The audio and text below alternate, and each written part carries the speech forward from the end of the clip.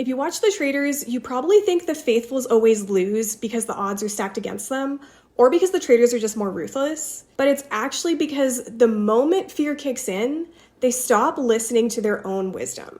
That's something I see all the time as someone who reads people's energy for a living. If you don't watch the show, there's two camps, traders and faithfuls. And the traders secretly murder a faithful every night, and each day the group votes to banish someone.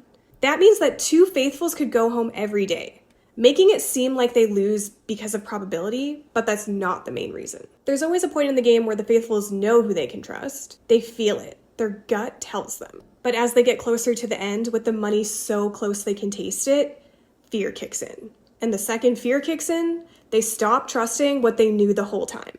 They start overthinking and second guessing, and then they often turn on the one person they could actually trust. That's exactly what happened to Gurleen and Leroy in season 1 of Traders Canada. They were ride or dies planning to go all the way together, but then at the finish line, Gurleen doubted him, flipped, and it cost her the game.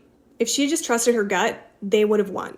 On the rare occasion when the faithfuls do win, like Dom and Hollywood from season 3 of Traders Canada, it's because they don't switch up at the end. They trust the same instinct they had from the beginning, even when doubt creeps in. But most people don't actually know how their wisdom speaks to them.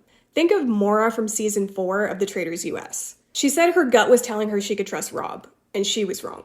That's because if you don't know what a real yes or no feels like in your body, then you're easy to manipulate.